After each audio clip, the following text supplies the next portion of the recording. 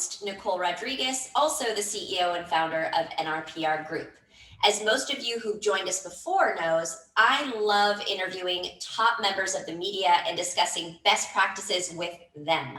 On this show, they have the opportunity to be front and center and share their stories, how they got into their respective roles, what makes a great story for them, what makes a good and bad pitch for them, and they let us sort of see behind the curtain in their world. So today, I am joined by Eileen Shapiro, who I'm personally fascinated with.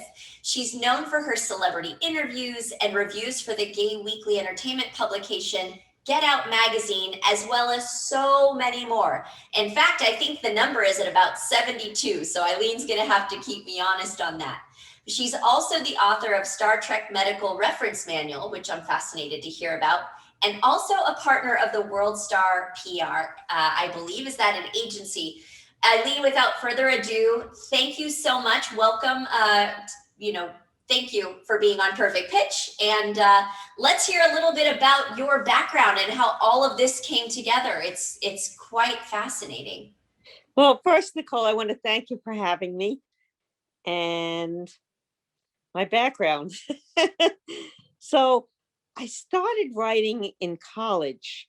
I was doing science fiction, and I had this fangirl crush on Leonard Nimoy from Star Trek or Mr. Spock. I'm not even sure which one, but I wound up getting into the science fiction field, and he was actually the first celebrity I've ever interviewed, and it was very cool. And I thought that I wanted to do that for the rest of my life, but I took a 30-year break and raised some kids, and then I got back into it. I actually owned a gay bar, and Mike Todd from Get Out magazine used to come in and beg me for ads, and a couple of times I gave him some, but then he asked me. I was having Michelle Visage from RuPaul come as a guest, and he asked me, well, instead of advertising, why don't you interview her? I said, okay. And that's pretty much how it started. I started writing for them. I would put in an article maybe once a month, and then it turned out to be twice a month, then once a week, and then several a week. So that's really how I started. And then I started to write for other magazines little by little, Huffington Post and Louder Than More. And I really liked it. So I continued. And the cool thing was, they all took the same interview. And I really wanted to interview Adam Ant in England, and I wanted to build up enough credentials, enough famous people, so that he would let me interview him. And it took 6 years, but I did it. I got that interview. So that's pretty much how I started. And from that, I went into the world of PR. I had all the contacts. Matter of fact, I had more contacts than most PR people because of the journalism. And it just seemed like a good fit. I love it. So tenacity, that's what it sounds like to me, that you're very tenacious and you get after it, you go after those interviews. I love that. Love to hear that. So you've sort of bridged both worlds. And so being a writer for some of these publications, and I'd love to know, or share with the audience who else you might write for and other things that, people should be pitching you for. But doing that and bridging that in the world of PR, would you say that you have a specific niche in terms of the types of clients that you help, and how do both of those worlds sort of complement each other? Well, most of our clients are in the entertainment world. I do a lot of the musicians, and my partner does a lot of the film people, because that's what he likes to do. And we have fashion people. We have, pretty big rock stars. We even have some corporate clients, and we have public speakers, authors, but all of them are somehow intermingled with entertainment. And so, of course, being that that's the case, all of the magazines that I write for are entertainment. I write for and they're global. I write for them all over the world, so it's kind of cool. I write for some magazines that aren't even in English, and people translate them, which is kind of cool. I read for a couple of Italian magazines, but mostly the US and England and Ireland. And it's fun. It's just, yeah, you know what? You're having fun. You're helping someone. And I love what I do. I love it. I love to interview anyone I can. And especially if they have something to promote, but even if they don't, just sometimes it's just interesting to get a bio on them, a profile on them, and let people know who they are.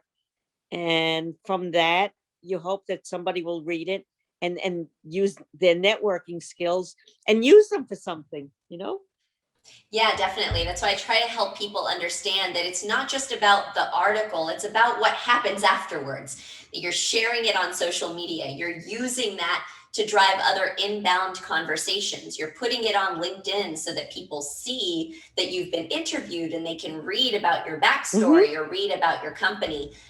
So I agree with you wholeheartedly. That's so important. It's not just getting the piece, it's what you do afterwards to sort of showcase that trophy. I think the piece is probably the least important thing. It is what you do, with it afterwards, how you promote it, how the person that you interview promote it. It's great for a resume, for those people. And it's honestly, it's great for my resume. So everybody Totally. wins. It's a win-win. So that means that you're probably pitching out as much as you're getting pitched, right? So you probably, in terms of pitching out your clients, what are some things that you do in your sort of preparations that you would recommend to other PR people because you see that it works? Any tips that you can share with people about your sort of outbound outreach to make sure that your clients are getting covered?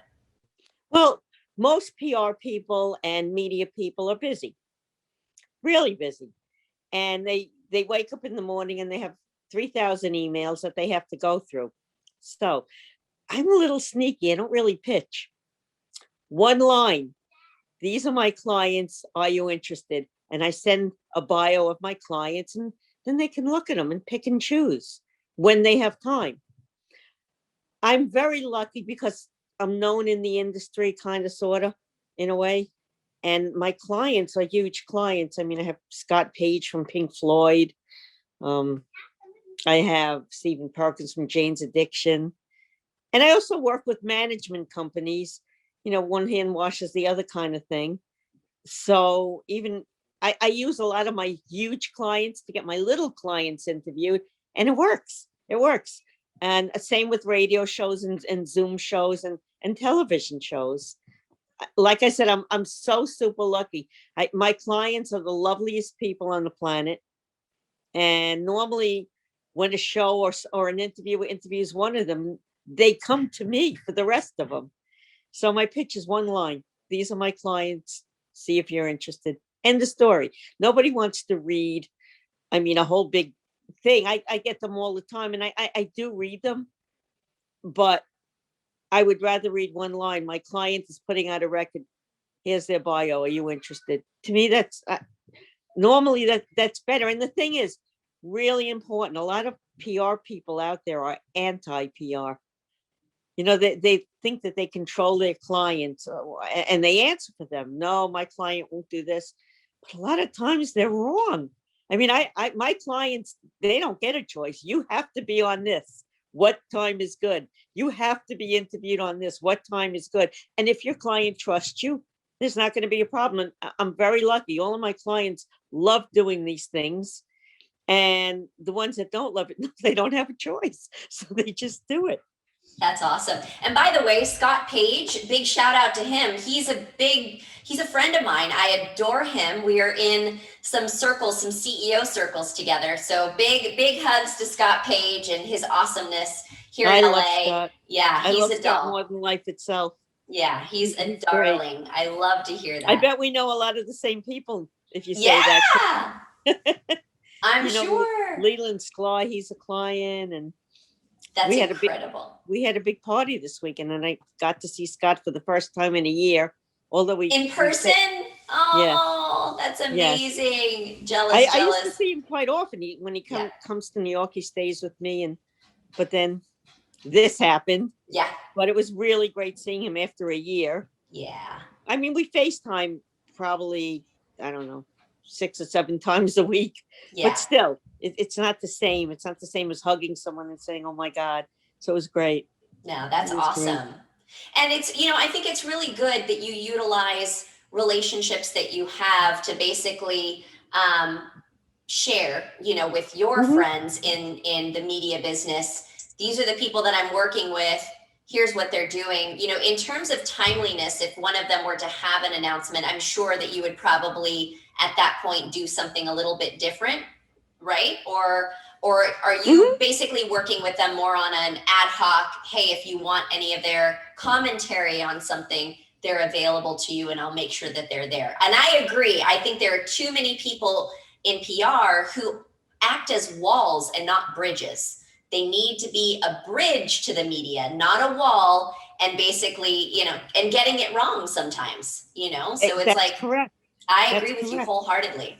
I don't feel that they're acting in the best interest of their client. Yeah. I mean, all right, so you don't know who I am, but ask, look Yeah. me up, do Yeah. something, Google. Google. Yeah. Exactly. Yeah. Then you get the 20 questions. Well, what publication would you put them in? So I write for actually I made a list of them, You and I did. actually write for 85, not 72. And I'm not Whoa. going to write all 85, and they all have great Right. Alexa rankings, so people do read them. Yeah. But you know Yeah. what? Give me a break. Yeah. I like to interview a lot of people that are a little bit off the beaten path. Mhm. And guess what? Your client is going to love my interview. And I Yeah. do something a little different. Hmm. What I do is after I interview them, I send them the article before it becomes live.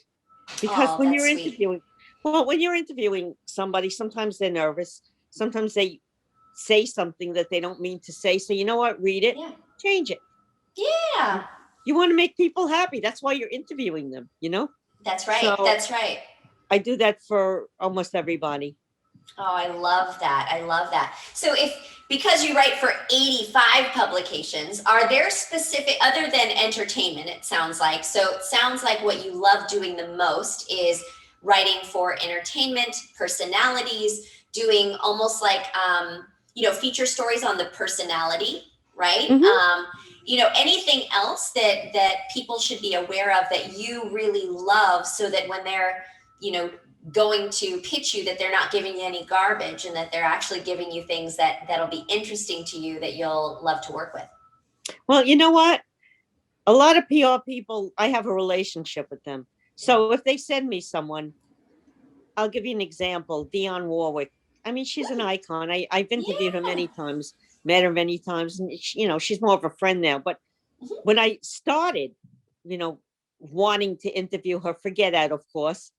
Her PR person, he was very cool, and he said, "Yes, you can have an interview, but can you do me a favor? I have this lesser person. Can you interview her?"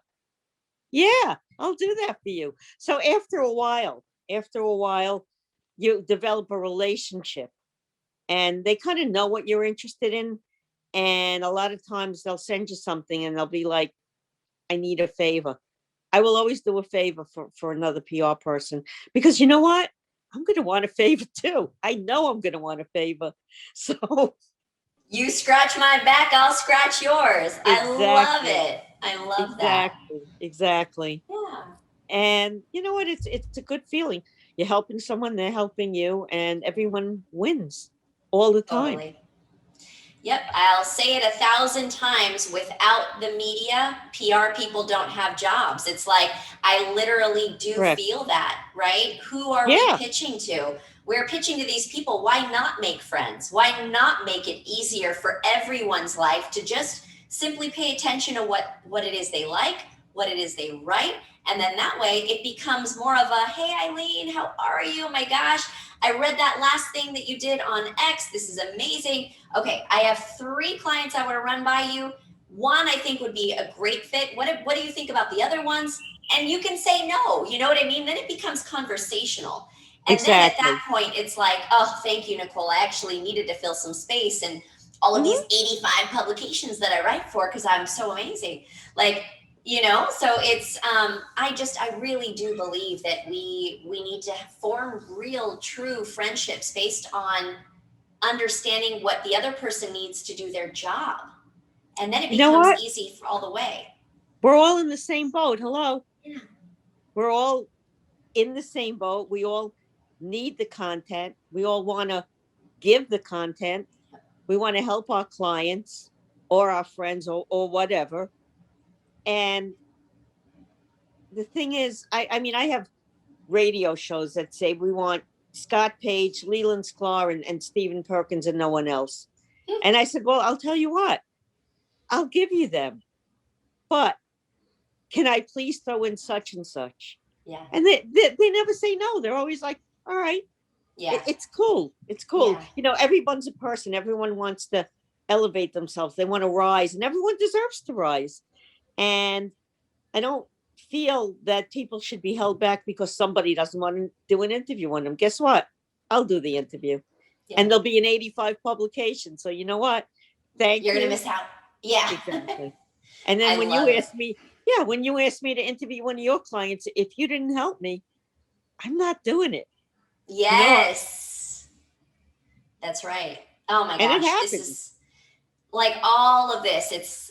You're like a breath of fresh air. I love this because I think more people need to hear it, that we're not here to be competitive. We're here to basically, Correct.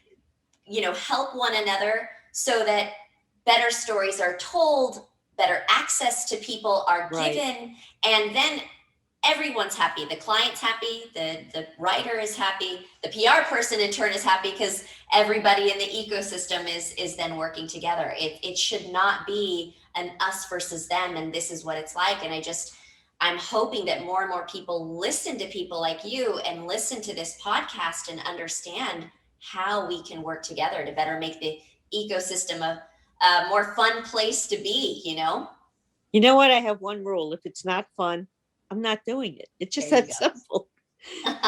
You're awesome. So here's my question, right? Because at a lot of publications, there is a fine line between what you can do as a journalist, what you do as a contributor, and seeing as though you're basically both. Are there special rules that you have to abide by, letting certain outlets know, look, I'm writing this amazing story and it just so happens to include a client of mine. Are there any new rules in this digital age that you feel this is the right way to do it if you're both a writer and doing the PR side of it, just to keep things, transparent with the media? Are you finding that the outlets care or not? How do you bridge, those two worlds? That's a good question. And again, I have to say I'm very lucky. I don't have to pitch anything to any of the publications I write for. Most of them give me my own portals, and I never have to ask. Occasionally, everyone wants an exclusive because of their SEOs. Okay. So what I will do, especially now, what I will do is if I'm interviewing Scott Page, I will do an interview with Scott Page and then I'll twist it around, write a different introduction so that now they have, a different point of view or a different interview. But I don't do rules very well. And they really don't give me any rules. As far as them being my clients, I can't write too much. I have some pen names, and the magazines know that it's me, but I'll do it under another name because it's my client and people know it's my client. And my clients know that they're my clients, and they'll say, Eileen, don't use your name, okay? So I don't really have I don't really have rules. I mean, I never, my own rules in my own head is I never write anything bad about anyone. Never. When I review something, if I hate it, if I really hate it, I'll comment on how pretty their clothes are. There's always something nice to write about. Okay. So never write anything negative. There's just no reason in life. None. There isn't. Yeah. People want to read, they want to be entertained. They don't want to read about somebody's mishap or anything like that. A lot of people a lot of journalists are sensational, sensationalists. I just don't have the time for it. Just tell the truth. Tell the truth. And if it's really terrible, then just skip that part of it. There's no reason for it. This is someone's life, someone's career, as a human agree. being. So that's my own only rule. Yeah. And I'm lucky. I'm lucky because, as I said, I don't have to really pitch. I mean, I guess every time I get a new magazine, even then, I don't have to pitch too much. I have to pitch my clients sometimes to other journalists, but most of the time they already know me, so they know I'm not going to give them a dud. I'm not going to give them anyone terrible. I'm going to give them someone that knows how to do an interview. Yeah. Yeah, So that makes a lot of sense. So I'm rule wise, some people like it a little shorter than longer, but the print magazines, you can't, they might limit you to a certain amount of pages or words, like Get Out. I've been writing for Get Out for so long. I know exactly how many words without even asking, and Mike is great.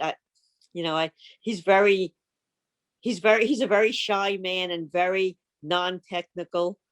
So, what I do is I give him the article to read, and sometimes he reads it once in a blue moon. But most of the time he doesn't read it until it comes out. We have great editors, not the best editor in the world. There's a lot of autocorrect that annoys me. And a lot of times I write something and it's 3 a.m, so I don't catch my own mistakes. So I send it to my partner, Jimmy, who hasn't read it. He reads it, he edits it, and vice versa. If he wants to send me a press release, he does most of the press releases. He said I write too flowery for the press releases. They have to be more business-like. So I'm like, have a party.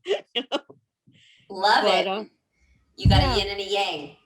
Yeah, pretty much. Yeah. No, I think even the best writers need a second set of eyes. Sure.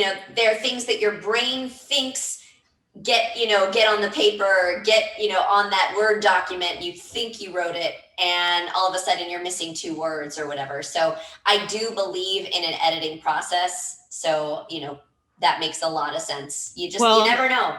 They call me the comma queen because I add commas where they shouldn't be. But you know what? Another thing about writing, I don't believe it's a God-given talent. I believe it's practice, like playing a musical instrument. You just get better and better at it. Anyone could be a writer. I think so. And I think that the junior people coming up either in journalism or PR need to know that it's a muscle that you strengthen and that you continue to strengthen over time. There's only so much experience in writing you're going to get in high school and even in college. Right. Coming through, it's just know that if you keep at it and you allow other people to critique your work, you take that in, it's going to just make you better naturally. So I'm a big proponent of never stopping, strengthening that craft. I agree. Always be a better writer, right? And always. I love that advice. Always. And another thing, never be really that precious about what you write. Yeah. Someone doesn't like it. Okay. Yeah. They'll like the next thing you write, or they won't. Who cares? Yeah. I love your attitude. It's just so like, look, this is life. Let's not stress about it. Here's what we're going to do. Life is hard enough. I know, right? Life is hard enough. So. Yeah. Oh my gosh, Eileen, you're great. Thank you. So are you. You're fun. Thanks. I try, just trying to do my part with this podcast and helping get the good word out to people so that everyone is sort of, putting their best foot forward. I think we need to interview you about the podcast. Totally.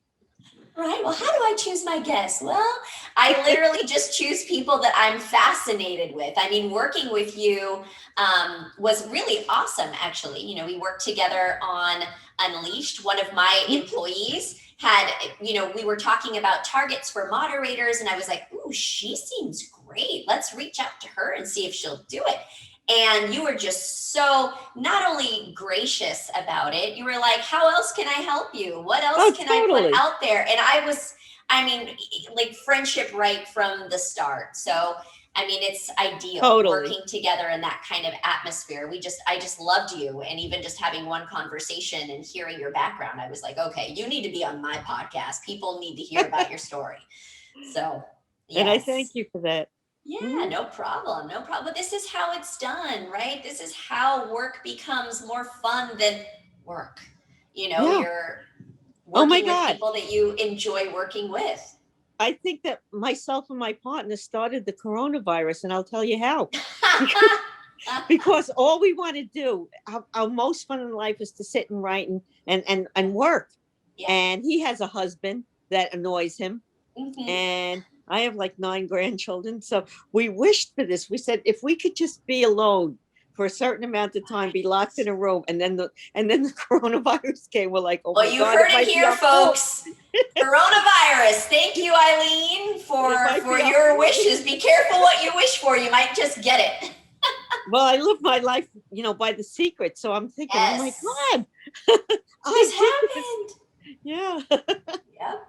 No, I believe in that as well. You know, my mom introduced me to that book years and years ago. And I do believe the power of sort of intention, but also putting the work in and almost like feeling that I think if people really understood that so much is in your hands, you know, that don't give up on a certain thing or just go It after never it. not works. It Yeah. never not works. Yeah, I love you. Oh my gosh, you are just so amazing. So we have a few minutes left. I want to make sure that we have some time to go over any specific do's and don'ts. Is there anything that if you had to shout it from the rooftops, PR people stop doing this, or PR people keep doing this, what is it that you would tell them?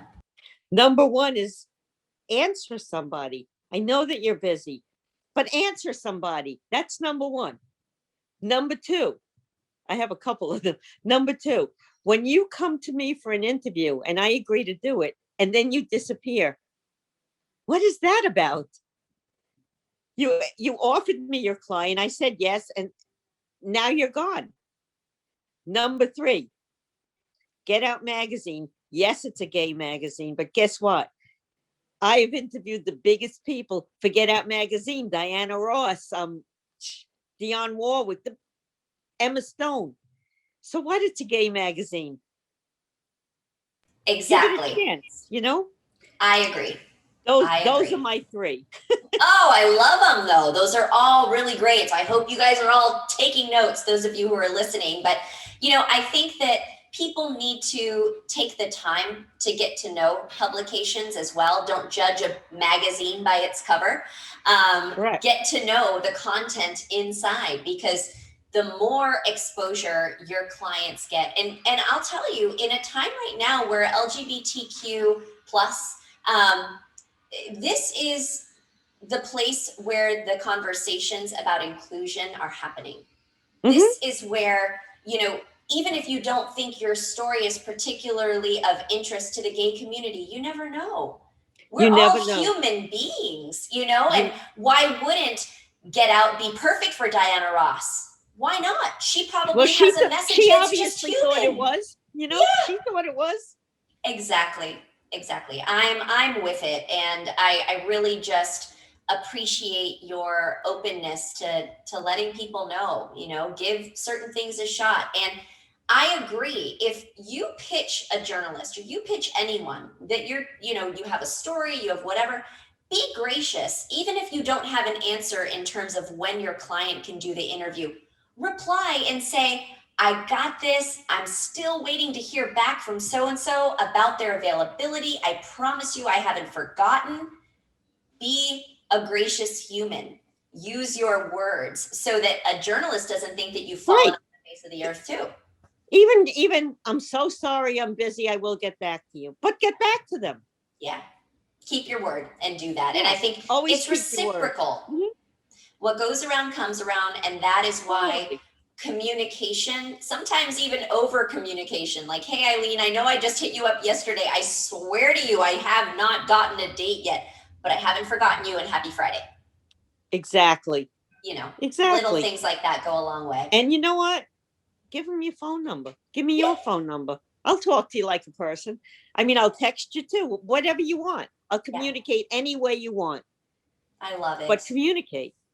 Oh my goodness, Eileen, we should have you back dozens and dozens of times. I feel like I could pick your brain forever. This is so amazing. Anytime you want. You're great. You are great. Yeah, and I would love to just continue doing more work with you. If there's anything that you need from us, I'll, share. I think we know of course, you know of Unleashed as a client, but there's probably so many more. So if there's anything that we could ever do to help you, like you're just a dream to work with, Us you know? Too.